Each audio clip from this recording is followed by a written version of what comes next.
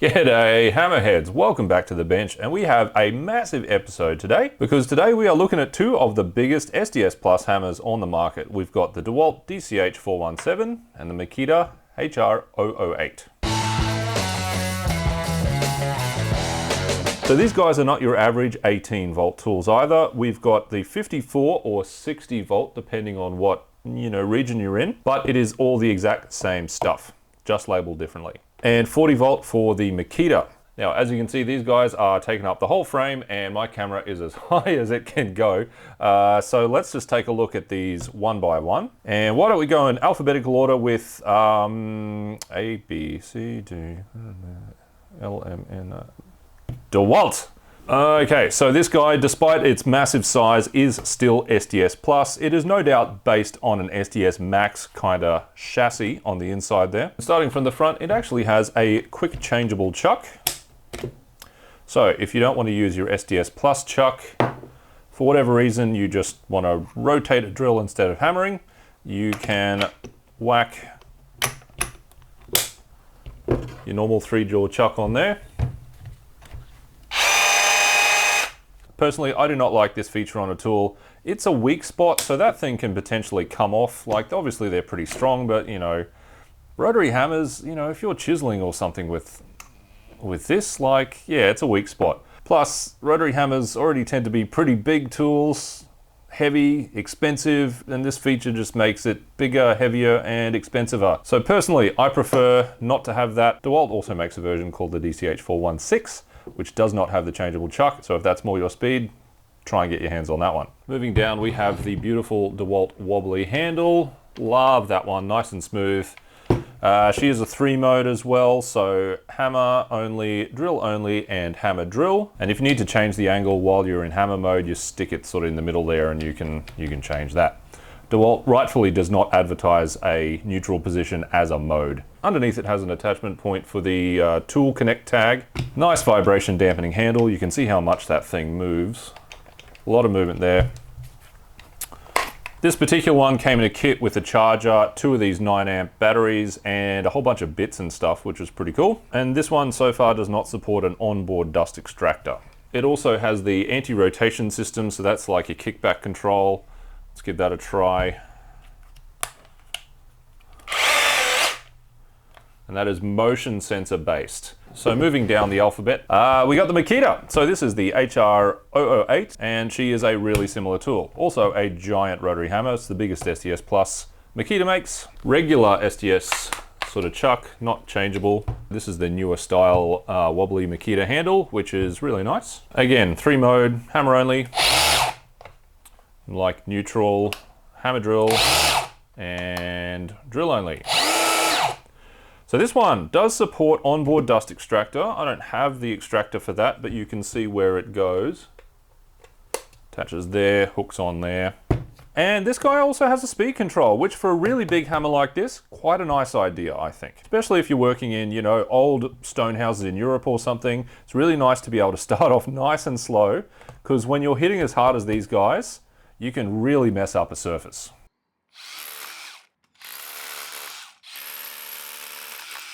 So speed 1.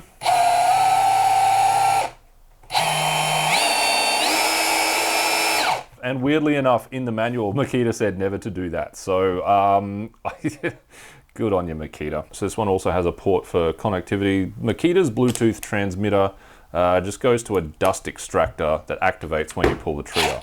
This one also has a kickback control type thing, but it's not based on a motion sensor that I can tell. So it must be based on some current monitoring from the battery. Now, if we look at the manual, bit of interesting stuff in here. So there is a quick change chuck version, HR009, or I guess GRH09. But oh, Makita, bless them, they've got all these warnings like, do not turn the adjusting dial when the tool is running.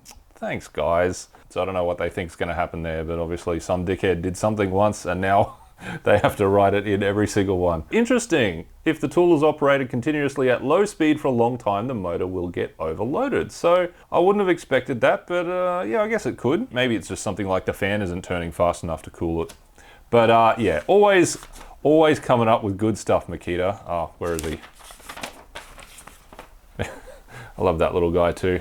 Wear PPE, people. All right, so let's look at the specs. Here we've got the giant DeWalt, the massive minion. She's the biggest DeWalt STS Plus. And the Makita section is a little bit bigger. It doesn't even fit fully on this screen. There is the rest of the Makita section if you want to pause it there, because I've just made a little space with these two guys down the bottom. So going by the specs, very similar tools. Similar kind of price, similar kind of weight, similar kind of rating, although the DeWalt is rated a little bit bigger. They reckon she can drill holes up to about 1.25 inches, 32 millimeters. Whereas the Makita's rated slightly smaller, 30 millimeters, or 1 inch and, actually I forget, I'll look it up, or about 1 3/16. Does that sound right? Impact energy, 4.5 joules versus 3.9. So again, the Makita's not hitting quite as hard. Impact per minute, so the Makita hits a little bit faster than the DeWalt. So because the impact energy is higher, we've ended up with overall impact power 18,900 for DeWalt and 17,550 for the Makita. So theoretically, the DeWalt should just be drilling a little bit faster. And the RPM, Makita revs a little bit faster. Okay, so RPM.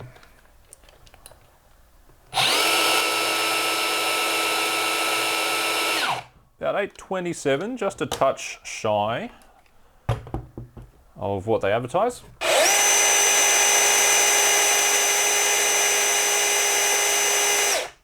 And about 720, so just a touch shy of the 725 they advertise. DeWalt's usually really good with the RPM. All right, so let's get drilling. Now, as usual, the first test is 12 millimeters, about 1/2 inch, drilling in 80 mil into 32 MPa concrete. Now, if you have a hammer this big, you're probably not going to be drilling small holes like this all that much, but this is a standard test that all the hammers get. So let's see how they go.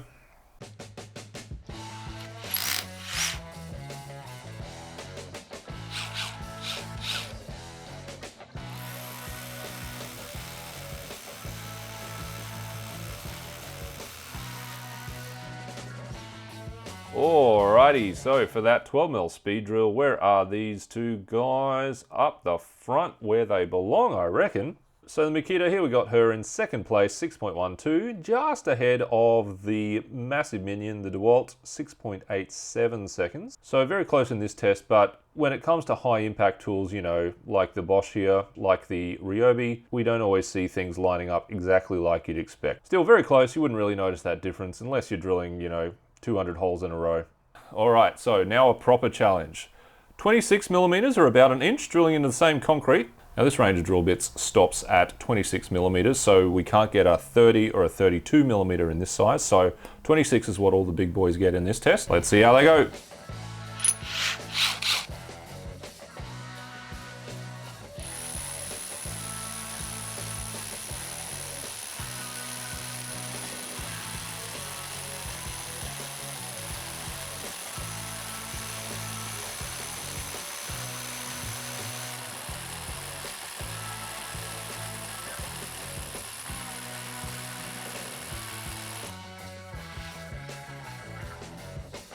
All right, for that big speed drill, how did they go? Oh, we got some teal, we got some yellow. All right, so the placing here isn't that important. Don't forget, these guys are all drilling different sizes based on what they can handle. So the DeWalt averaged 36.83 seconds there, and this is only based on 2 runs. I'm running out of concrete, so instead of doing 3 or 4, I'm down to 2. Whereas the Makita, 45.04 seconds, averaging up a couple of those runs. So both these guys faster than the clunky old Ryobi. But other than that, the other heavy hitters on the chart so far, the Milwaukee and the Bosch, they're in the same neighborhood. So having tested a bunch of hammers, I do have the feeling that both DeWalt and Makita tend to rate their impact force pretty accurately, whereas Milwaukee does tend to overstate it. And this is another little data point that kind of reinforces that. Still, our stars of the show today, they are operating basically how you'd expect based on the specs.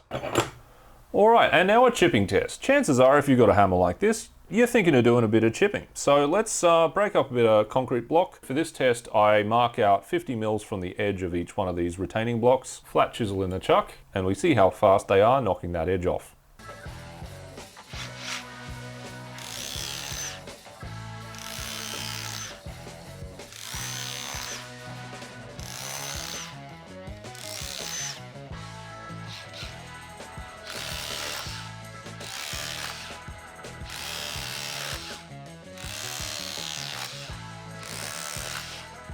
So the harder hitting DeWalt is just ahead of the still pretty hard hitting Makita. So this test does have quite a big spread with all the numbers. There are the numbers in case you're interested, but in general the trend is definitely towards higher impact force. So yeah, basically what you'd expect from all this. Now the big question, if you're actually watching this video because you're not just cheering for your own team or whatever, you actually want to buy one of these, which one should you get? Look, I'm not going to tell you what to do, but personally, if I just wanted a big hammer that was going to be drilling all day, I would personally be going for the Makita just because it feels nicer in the hand. It's a bit lighter, it still does the job almost as quickly as the DeWalt, but if you're going to be using it all day, you know, weight and like vibration and stuff, I think that's just going to be a nicer tool in your hand for long use. That of course means you're in the XGT system, which, you know, unless you want the bigger, more powerful Makita tools, maybe that's not a great fit for you.